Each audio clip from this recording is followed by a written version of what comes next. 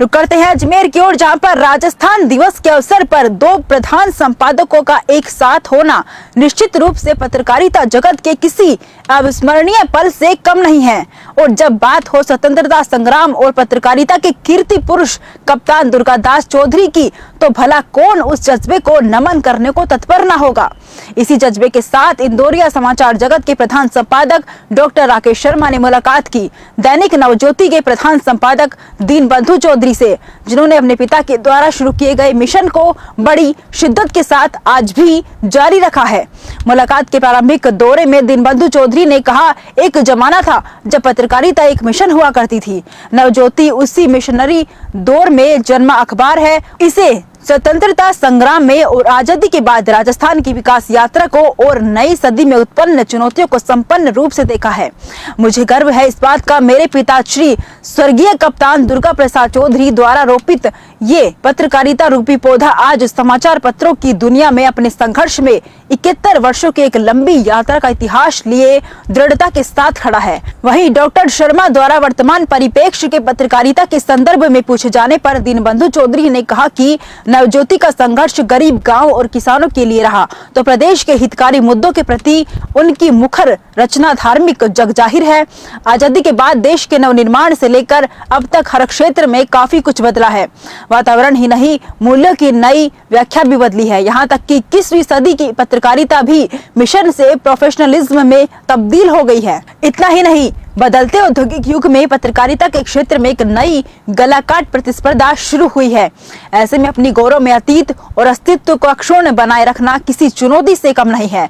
मुलाकात के दौरान डॉक्टर राकेश शर्मा द्वारा कुछ ऐसे अनछुए पहलुओं पर भी चर्चा की गई, जिनमें शामिल है स्वर्गीय कप्तान दुर्गा प्रसाद चौधरी को कप्तान की उपाधि कैसे मिली, सोना बेच के लोहा खरीदने का क्या राज है, पत्रकारिता के क्षेत्र में टिके रहना कितना मुश्किल है, मीडिया की नजरों से दुनिया को देखना जितना आसान है, उतना ही उसे अपने कैमरे में कैद करना जोखिम भरा अदम्य साहस है, जिसकी हर एक व्यक्ति को कद्र करनी चाहिए।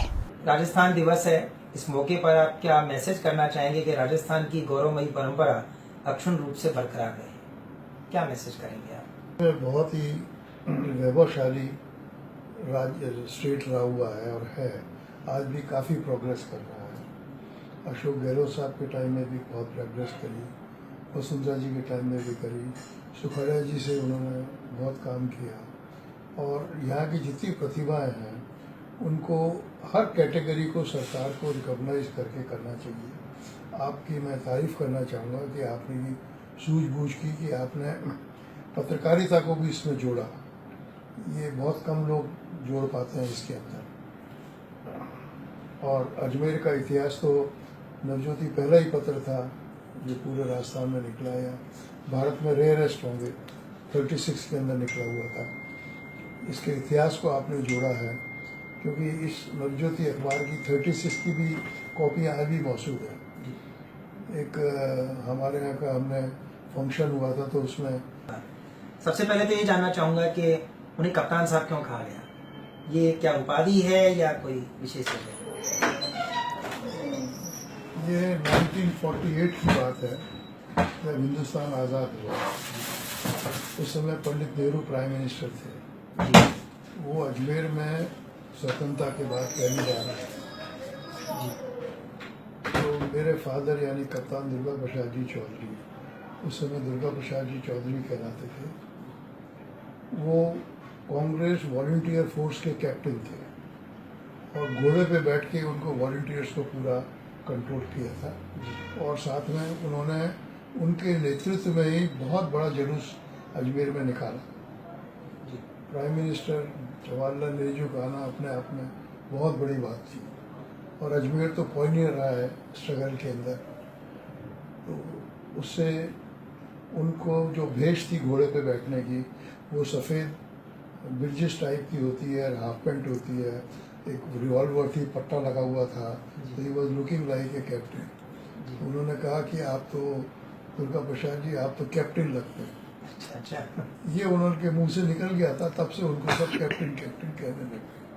और आज भी कोई भी बात होती है कप्तान दुर्गा प्रसाद। निश्चित रूप से जब बात आती है तो आज बेशक क्रिकेट के आ जाने के बाद या गेम्स के रूप में कप्तानी का जब जिक्र आता है, एक अलग अंदाज में कप्तान शब्द लिया जाता है, लेकिन मीडिया की दुनिया की जब हम बात करते हैं तो वहाँ केवल एक ही कप्तान रहे जिसे हर एक व्यक्ति दिल से सैल्यूट करता रहा है। यदि मैं दूसरे पहलू पर आता हूँ तो आज़ादी के दौर में जहाँ बड़ा मुश्किल होता था अपने बारे में, अपने देश के बारे में, उसके जज्बात के बारे में बात करना, और यदि इनके इतिहास में जितना मैं थोड़ा बहुत पढ़ पाया हूँ वो बड़े बेबाकी के लिए मशहूर थे। जो लिखा उन्होंने खींच के लिखा, और वो जो दौर था उसका कोई एक ऐसा इंसिडेंट जो आज भी सामने आए तो यूथ को समझ में आए कि मीडिया का भी कोई जज्बा होता है, कोई शेयर करें। असल में अखबार नवज्योति जब निकाला 1936 में, तो मिशन के तौर पे निकाला अगेंस्ट ब्रिटिश, और खूब लिखते थे। तो ब्रिटिश गवर्नमेंट जो है उसके उनके बहुत खिलाफ हो गई थी और उनको बंद करने की हर तरीके से कोशिश की, और उन्होंने उसके लिए सेंसर भी बैठा दिया था। यहाँ मिस्टर ईडी मेहता हैं, उनकी डेथ हो चुकी है, सिटी मजिस्ट्रेट थे उस समय। वो सेंसर करके अखबार में निकालते थे, लेकिन फिर उनसे मेल मुलाकात अच्छी हो गई, वो निकालने लगे। तो एक तरीके से मैसेज लोगों तक पहुंचना, मास तक कोई कम्युनिकेशन नहीं था, मीडिया नहीं था, खाली अखबारी माध्यम ऐसा था। तो चुपचाप लोगों तक, हजारों लोगों तक पहुंचता था। अजमेर मेरवाड़ा कहलाता था उन दिनों, और राजपूताना कहलाता था, नॉर्थ राजस्थान। उससे ये सारे मैसेज वाकई लोगों में उन्होंने जागृति पैदा की थी। एक बार तो ब्रिटिश गवर्नमेंट ने कहा कि आप 25,000 रुपये जमानत के कैश जमा कराइए, तब आपका अखबार निकल सकता है, कि गारंटी कि आप ब्रिटिश के खिलाफ नहीं लिखेंगे। बड़ा मुश्किल था उस समय 5 रुपये भी इकट्ठा करना, लेकिन याद है अल्लाह रखा जो अजमेर के प्रसिद्ध रहे हुए हैं, जिनकी बिल्डिंग भी स्टेशन रोड पर, उन्होंने 25,000 रुपये कैश देके और हमारे को इस मुसीबत से उतारा। उन्होंने पैसे वापस नहीं लिए फिर हमसे, लेकिन फिर अखबार इस तरीके से चलता। बहुत दिक्कतें आई हैं, लेकिन उनमें खास बात यही थी कि कांग्रेस के वो गांधीयन ज़्यादा थे, जीवन के फॉलोअर। 10वीं क्लास तक ही पढ़े और गांधी जी का आंदोलन हो गया तो उन्हें पढ़ाई छोड़ के, कानपुर में पढ़ते थे, और वो छोड़ के गांधी जी के उसमें चल गए। उसके बाद एजुकेशन में गए, उनकी जितनी भी पढ़ाई हुई सब जेल में हुई।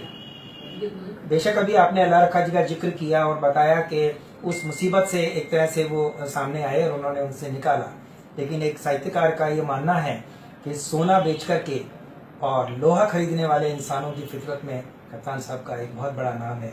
ये सोने और लोहे का क्या खेल है, बताइए। ये हमारे अवकाश सिंह जी लखावत के मुंह के शब्द हैं जी। वो जब भी बात होती है, स्पीच होती है, तो पहला यही शब्द बोलते हैं कि एक ऐसे शख्सियत रही है जिन्होंने सोना बेचा, लोहा खरीदा।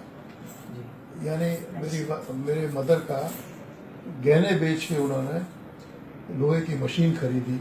उसका मतलब ये है कि सोना बेच के लोहा खरीदा, और उससे फिर उन्होंने अखबार छोटा सा वीकली टाइप का निकाला।